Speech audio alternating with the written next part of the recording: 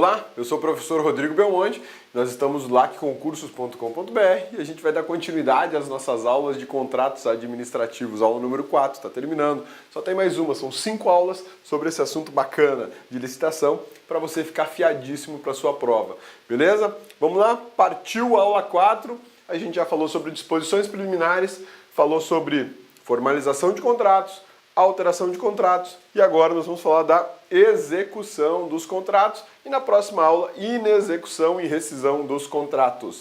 Bora?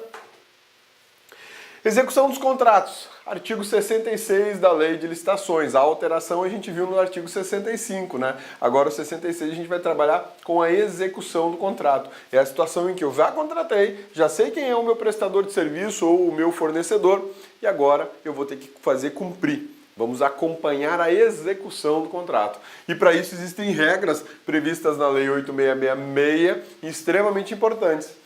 O contrato deverá ser executado fielmente pelas partes, de acordo com as cláusulas avançadas e as normas da Lei de Licitação, respondendo cada uma pelas consequências da sua inexecução total ou parcial.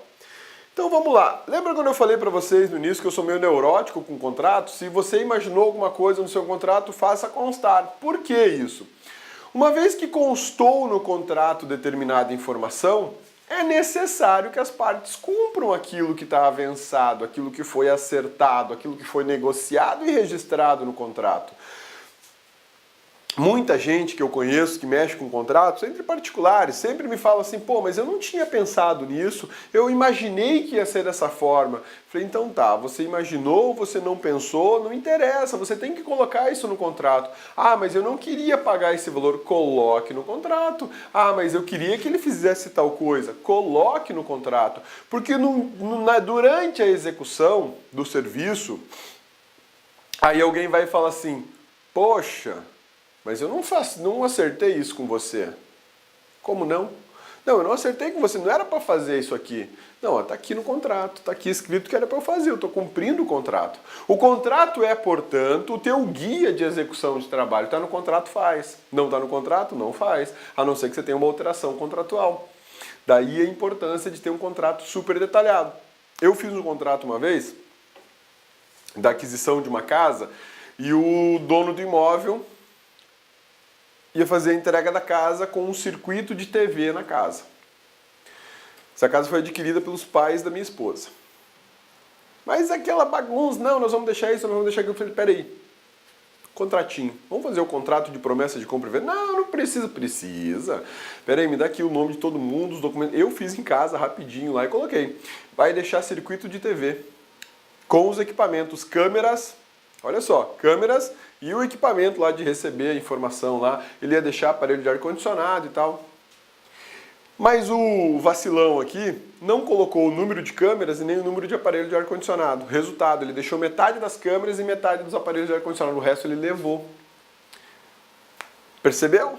Se eu coloco no contrato, vai deixar 10 câmeras instaladas em funcionamento, coloridas, preto e branco, a prova d'água, mais um aparelhinho lá de receber as imagens, vai deixar 3 aparelhos, 4 aparelhos, 5 aparelhos, 10 aparelhos de ar-condicionado, modelo tal, marca tal, potência tal, voltagem tal, não daria problema. Resultado, deu. Meu sogro e minha sogra ficaram enfurecidos. Por quê? Porque não constou no contrato exatamente tudo que era para constar. Eu vacilei, lógico, não estou acostumado a fazer contrato todo dia, mas poderia ter sido muito pior, porque talvez ele não tivesse deixado nada na casa. Por isso que o contrato ele é fundamental e as partes vão cumprir aquilo que foi acertado no contrato. O momento de você acertar a execução do negócio é o momento do contrato. Não vacile. Faça constar no contrato tudo que você quer ou tudo que você não quer. Porque depois, com o tempo, vai ser a sua única ferramenta para dizer, eu contratei, tá aqui, você tem que fazer. Eu não contratei, por isso eu não vou pagar, você fez porque você quis, né? São situações assim. Percebam que quando eu tenho um contrato, eu tenho uma expectativa de uma conclusão, eu tenho uma expectativa de uma execução total. Eu busco a execução total do contrato. Acontece que muitas vezes, durante a execução do contrato, como o contrato foi mal feito ou a parte não queria, sei lá, não quer cumprir o contrato, eu posso ter uma inexecução contratual total ou parcial. Em qualquer das hipóteses, inexecução é significado de ilegalidade. Não me interessa se foi total ou se foi parcial. Inexecução é objeto de ilegalidade. Por que isso? Porque vale o interesse público. Se eu contratei a construção de um prédio de 1.000 metros quadrados, você não vai me entregar um prédio de 900 e você não vai me entregar um prédio de 1.050. Vai me entregar um de 1.000. Se você não entregar prédio nenhum, inexecução total. Se você me entregar um prédio com 900, com 800, inexecução parcial. Em quaisquer situações, cabe responsabilização. Ah, administração, mas eu estou te entregando 900 porque você me pagou 900, você não me pagou os 1.000. Eu não vou fazer o restante. Por 90 dias você tem que fazer até que eu te pague tudo. Perceba que a administração aqui ela tem uma ferramenta extremamente poderosa para coagir e forçar que o seu fornecedor faça exatamente o que ele quer, né? Apesar da referência expressa à Lei 866 e suas regras, serão aplicadas na execução dos contratos do Código Civil. A matéria contratual, ela não nasce na lei de licitações, ela vem lá do Código Civil, onde eu tenho teoria geral das obrigações e teoria geral dos contratos. Essas teorias gerais, tanto da obrigação como do contrato, eu posso transportar isso para o regime jurídico de direito público, mas apenas naquilo que for necessário, digamos assim. Porque a regra principal será a regra do regime jurídico de direito público, a lei de licitações, mas eu posso transportar parte daquelas informações para cá.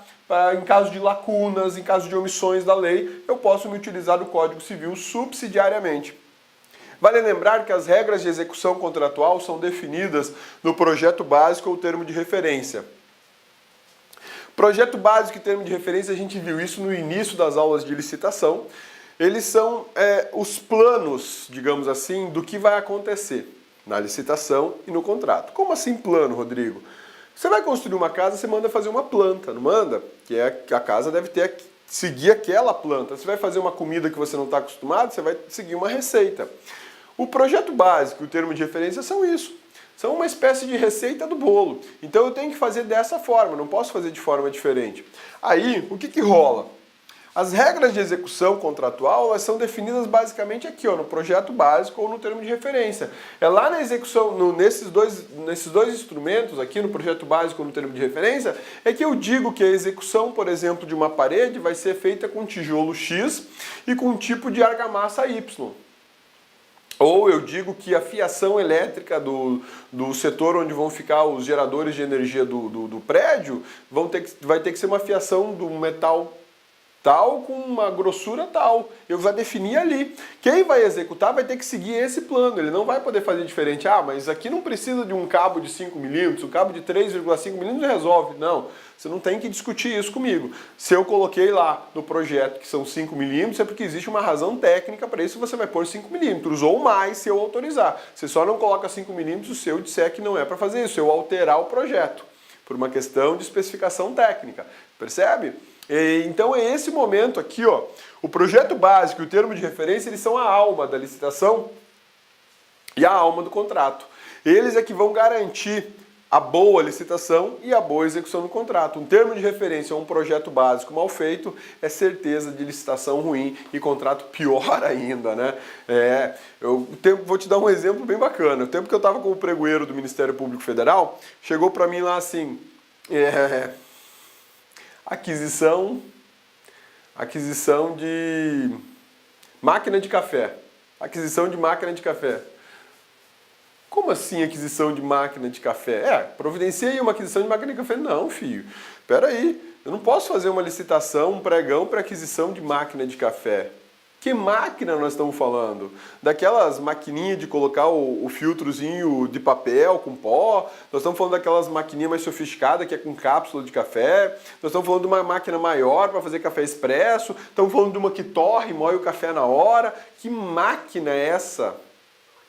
A máquina que era para ser comprada era aquelas de você colocar a moedinha e ela te dá o café pronto, aquelas vending machine que tem no aeroporto.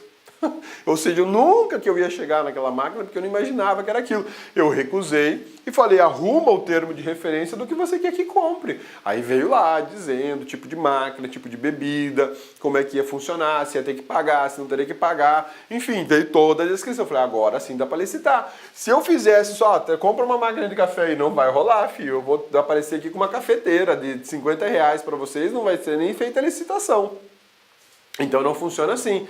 Você tem que fazer a descrição, por isso que eu falo. O termo de referência ou o projeto básico são a alma de uma boa licitação e de um bom contrato. A execução vai ser da mesma forma, a execução do contrato. Tá? As empresas produtoras e prestadoras de bens ou serviços que comprovem cumprimento da reserva de cargos para PNE, portadores de necessidades especiais, ou para reabilitados da Previdência Social e que atendam às regras de acessibilidade previstas na legislação deverão cumprir durante todo o período de execução do contrato a reserva de cargos previstos em lei para pessoas com deficiência ou para reabilitado da Previdência Social, bem como regras de acessibilidade previstas na legislação. Hoje, todos os editais da administração pública federal que vão contratar serviços de mão de obra, serviço de limpeza, serviço de vigilância, serviço de manutenção predial, enfim, o que for, tem cláusula de reserva de vaga para portadores de necessidades especiais e garantia de acessibilidade. Por que isso? Porque a Constituição estabelece uma regra de que nós vamos incluir na sociedade os portadores de necessidades especiais. Eles não podem ser tratados, os PNEs, como coitadinhos. Tadinho, o cara é cadeirante, tadinho, ele é deficiente auditivo, tadinho, ele tem necessidades visuais. Ele não é tadinho, ele só precisa de uma oportunidade para mostrar o que ele consegue fazer, lógico, com as limitações específicas dele. Mas então, se o cara é vigilante, ele vai trabalhar numa empresa de vigilância, eu não vou colocar ele como vigilante se ele é cadeirante. Mas eu posso colocar ele no controle de material, posso colocar ele na parte de pagamento, eu posso colocar ele na fiscalização dos demais vigilantes. Eu vou adaptar, ou melhor, eu vou especificar o cargo e a necessidade que a pessoa tem, especial que ela tem. E aí eu compatibilizo essas duas. Então, as empresas que vão executar algum serviço, prestar algum serviço para a administração pública, elas vão observar a reserva de vaga. Muitos editais não trazem isso, né? Os editais mais novos, preocupados com essa inclusão social, trazem. E aí, se está no contrato, ele vai ter que criar durante todo o contrato. Não é assim, criei o cargo para um portador de necessidade especial. Tá aqui, ó, contratei já, assinei o contrato. Aí depois de assinar o contrato, falou, ó, portador, vaza, tô te mandando embora. Até o final do contrato, ele vai ter que manter aquela pessoa ou aquelas pessoas portadoras de necessidades especiais. Inclusive garantindo a elas a acessibilidade necessária para a execução do contrato. Tá? E por que isso? Inclusão. Inclusão. O Brasil é um país que precisa de inclusão e a administração tem que fazer a parte dela. A parte dela é justamente obrigando essas empresas a criar mecanismos de inclusão. Sem inclusão, o Brasil vai continuar sendo um segregador de pessoas. A gente vai ter classe para tudo e nunca teremos aí um país de uma democracia efetivamente participativa. A execução do contrato deverá ser acompanhada e fiscalizada por um representante da administração especialmente designado. Hoje, os órgãos... Olá, meus amigos, minhas amigas. E aí, gostou da aula do professor Rodrigão, professor Cabeça? Aula top de linha, não é isso? Gente, preste atenção. Essa videoaula que você assistiu é apenas um pequeno trecho da aula completa do professor Rodrigo. Tá? É um pequeno trecho, em torno de 20% aí da videoaula dele. Se você quer assistir essa videoaula inteiraça até o final, tá certo? Aliás, quer fazer o curso de Direito Administrativo do professor Rodrigão, professor Cabeça aqui, acesse o nosso site, porque nós temos uma isolada específica de Direito Administrativo, temos também de Direito Constitucional do grande professor Rodrigo Belmonte, né? Vamos lá, investimento, apenas R$ 80. Durante esse período, esse curso, você pode assistir ele durante 60 dias. Nesses 60 dias, você pode assistir quantas vezes quiser, na hora que desejar. Essa isolada possui atualmente 96 aulas, né? E diversos assuntos aí específico de direito administrativo e tem uma carga horária de 147 horas, é isso mesmo, né? Ou seja, não é um curso superficial, é um curso realmente onde você não vai praticar o auto-engano, você vai aprender com profundidade, você vai adquirir a teoria suficiente para você compreender e, claro, ficar competitivo e acertar as questões de concurso. Então, nós aqui da LAC esperamos vocês. Um forte abraço, fique com Deus, tchau, tchau, fui. Clique LAC.